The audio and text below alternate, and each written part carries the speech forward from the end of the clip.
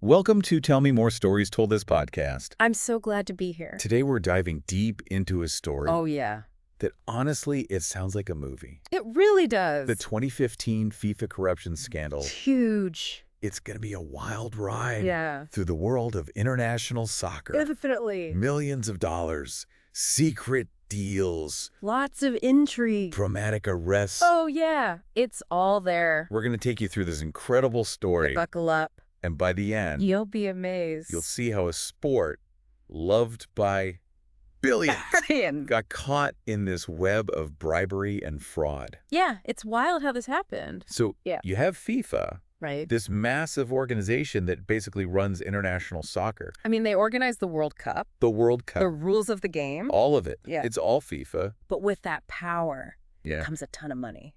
Oh, yeah. We're talking billions Billions. in broadcasting rights, Yes. sponsorships. Absolutely. And as we'll see, Oh, that kind of money, you know, can attract the wrong kind of attention. it's like a magnet. It's like a recipe for trouble. Yeah, right? yeah. A global organization Massive. with tons of cash Literally. and influence. It's a perfect setting. It sounds like the perfect setting for a corruption scandal. Exactly. And what's really shocking I know. is how long this went on. Years. For years, it seems. Braced. Some officials were exploiting the system, Lining their pockets. lining their pockets with bribes, Yeah. rigging deals for their benefit. Yeah, it was a whole operation.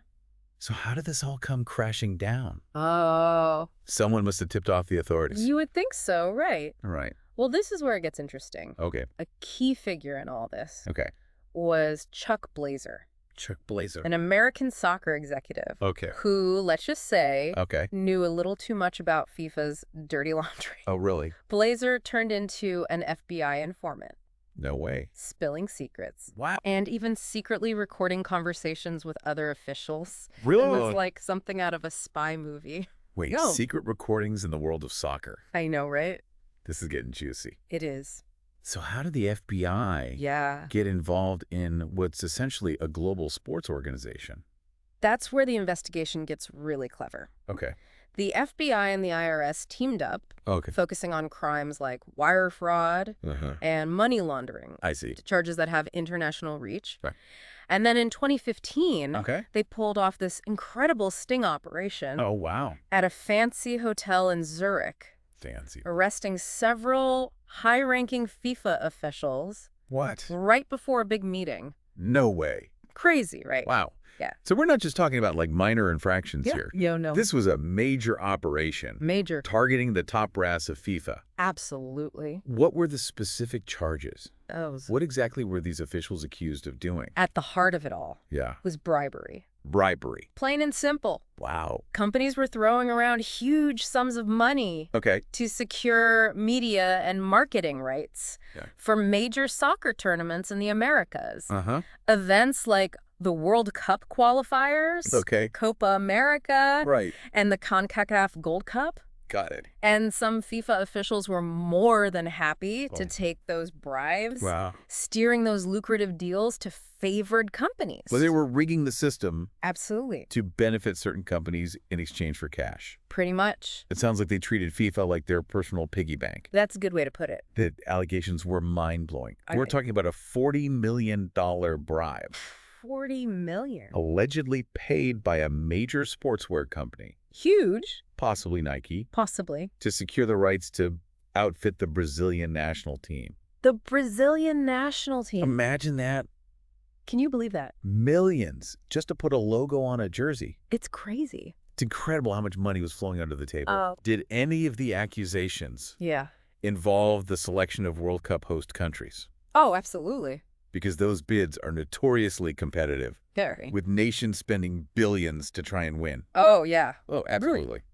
The indictment even alleged Okay. that bribes were involved in choosing South Africa Really? as the host for the 2010 World Cup. Wow. Investigators were looking into a $10 million payment. $10 million.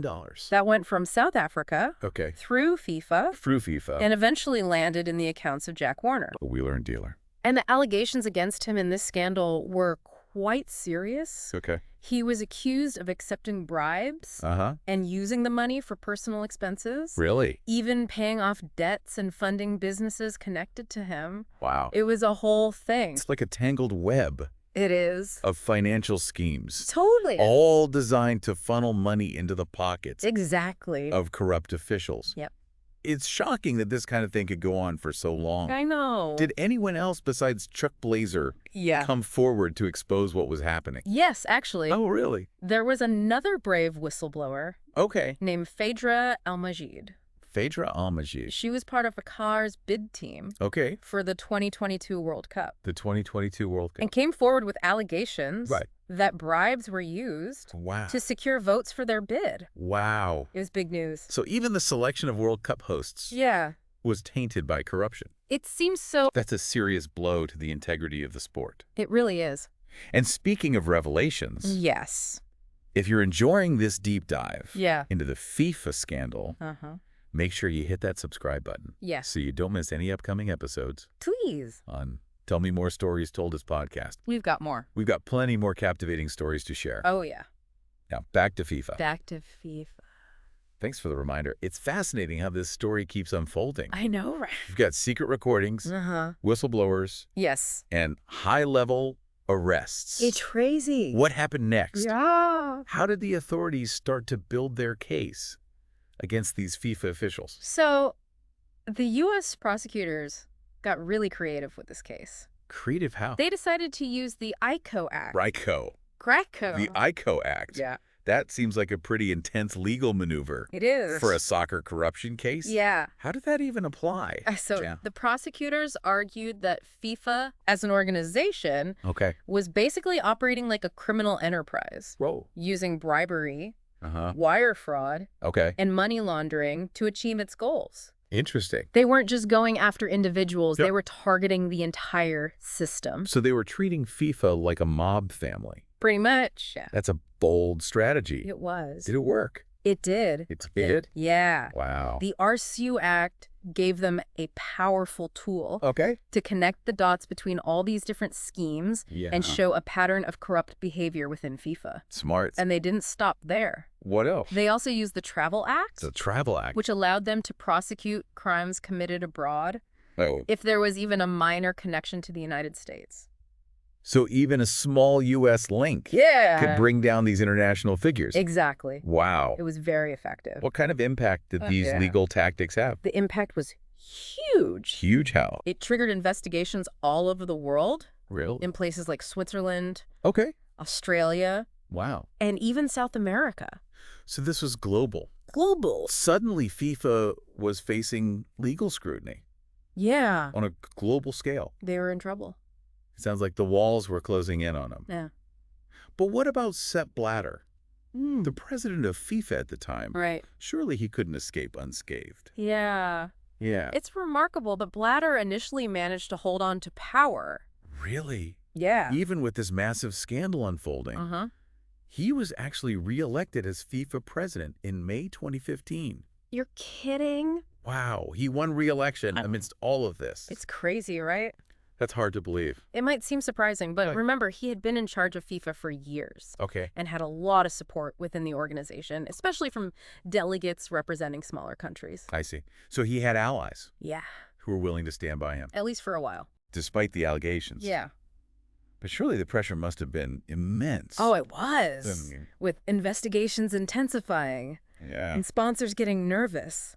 Sponsors. Blatter eventually announced his resignation. Which he did. Yeah. Wow. Just a month after his reelection. A month later. It was a dramatic fall from grace. It really is. For the man who had ruled over international soccer for nearly 2 decades. It's like a Shakespearean tragedy.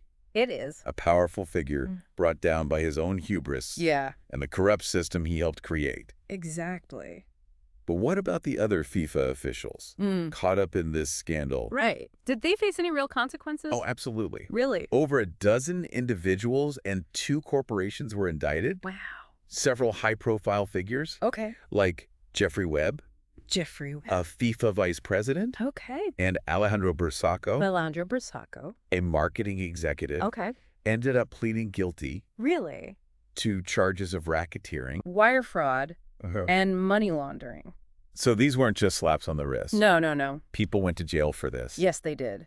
Wow. And they also had to forfeit millions of dollars. Always? In ill-gotten gains. Ill-gotten gains. The scandal sent shockwaves through the world of soccer, exposing a level of corruption that many found hard to believe. It's a stark reminder that even in something as seemingly pure as sports, the allure of money and power can lead to some pretty dark places. Yeah, that's a shame. But beyond the legal consequences, what was the lasting impact of this scandal on FIFA and the sport itself? Well, FIFA's reputation was tarnished. Tarnished how? They became a symbol of corruption. Okay. And trust in the organization was severely eroded. I can imagine. They had to scramble to implement reforms, Okay. trying to clean up their image and restore some semblance of integrity. Yeah. But the damage was done. It's like trying to put toothpaste back in the tube, is it? Exactly. Once that trust is broken, it's incredibly difficult to rebuild. It really is. The 2015 FIFA corruption case served as a wake-up call. Yeah. Not just for FIFA, Right. but for other international sports organizations as well. Definitely. It exposed the vulnerabilities of a system that concentrated too much power and money. Too much power and money. In the hands of a few individuals. Yeah. Without sufficient oversight. It was a recipe for disaster. So it was a cautionary tale. Absolutely. Reminding everyone that even in the world of sports, transparency and accountability are crucial to prevent corruption from taking root. It's fundamental. But let's go back to that $10 million payment. Okay. Allegedly linked to South Africa's World Cup bid. Right. What were the specifics of that scheme, and how did investigators unravel it?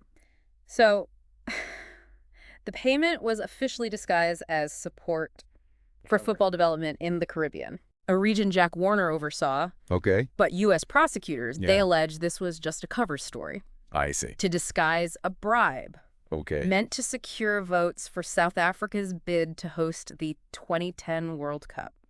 So they tried to make dirty money look clean? Yeah. Classic money laundering. It is a classic. How did they even move that much cash around without raising red flags? Well, that's where it gets tricky. Okay. The money was routed through a series of accounts, including FIFA's own financial systems. Through FIFA? Yeah. Wow. Making it hard to trace. Hard to trace. But investigators, kind of like financial detectives, I like that. pieced together the trail, following the money as it moved from South Africa through various channels, and finally landed in accounts controlled by Jack Warner. It sounds like a carefully planned scheme. It does. Almost like something out of a spy novel. Yeah. What did Warner do with the money? Yeah. Once he got his hands on it? That's where it gets even more outrageous. Okay. Instead of using the funds for football development as intended, Warner allegedly used some of the money to pay off personal debts. Really? Cover credit card bills. Wow. Even make payments to businesses connected to him. Wow. It was a blatant abuse of power. It really is. Enriching himself with money that was supposed to benefit the sport. It's infuriating to think that money meant to support soccer in the Caribbean. Yeah. Maybe build fields or fund youth programs. Was used for personal gain. Yeah. This wasn't just a lapse in judgment. No. It seems like there was a deliberate pattern of corruption within FIFA. Yeah, that's the disturbing reality revealed by this entire scandal. Yeah. It wasn't just one bad apple. Right. It was a systemic problem. Systemic problem. The investigations uncovered numerous instances of bribery. Wow. And financial impropriety. Yeah. Suggesting a culture of entitlement. Entitlement. And impunity within FIFA. So basically, some officials believe they were above the law. Pretty much, yeah. It's incredible that they thought they could get away with this for so long. It really speaks to the dangers of unchecked power. Unchecked power. And the lack of transparency within organizations like FIFA. Right. They had vast sums of money flowing through their hands with seemingly little accountability. Little accountability. Created a breeding ground for corruption. This entire case has been a wild ride. It really has. Secret deals. Yeah. Millions bribes. Millions. Powerful figures brought down. Crazy. What do you think was the most significant consequence of the FIFA corruption scandal? In my opinion, the most lasting impact was the irreparable damage to FIFA's reputation. Yeah. They became synonymous with corruption. Absolutely. And that loss of trust is incredibly difficult to rebuild. It is. It forced FIFA to make some changes. But whether those reforms go far enough to prevent something like this from happening again remains to be seen. So it's a cautionary tale for any organization. Yeah. Especially those dealing with large sums of money. Oh, yeah. What lessons can we learn from the FIFA scandal? I think the biggest takeaway is the importance of transparency and accountability. Right. Organizations need to have systems in place to prevent abuse of power and ensure that funds are used ethically. And equally important is the role of whistleblowers. Without people like Chuck Blazer and Phaedra Al-Majid coming forward, this scandal might have continued unchecked. Their courage to speak out was crucial in bringing this whole thing to light. Absolutely. It's a reminder that even individuals can make a difference in exposing wrongdoing. That's right. Well, this deep dive into the 2015 FIFA corruption scandal It's been something. has been both fascinating and disheartening. I know. It's a story of greed, betrayal, and a sport that was exploited for personal gain. That's the worst part. But it's also a story of accountability. Yes. Brave whistleblowers. Very brave. And a legal system Right. that ultimately held those responsible accountable. It's a good thing. It's a reminder that even the most powerful institutions can be brought down when corruption takes root. That's right. And while FIFA is trying to move forward, Trying to move on. the legacy of this scandal Yeah. will likely continue to shape the world of soccer for years to come. Absolutely. It's a reminder that we all have a role to play in demanding transparency and ethical behavior from the institutions we support. We have to hold them accountable. Thank you for joining us Yeah, thanks for having me. on Tell Me More Stories Told Us podcast. It's been great. We hope you found this deep dive informative and engaging. I hope so. Be sure to subscribe so you don't miss our future episodes, Yeah, definitely. where we explore more captivating stories just like this one. There's more to come.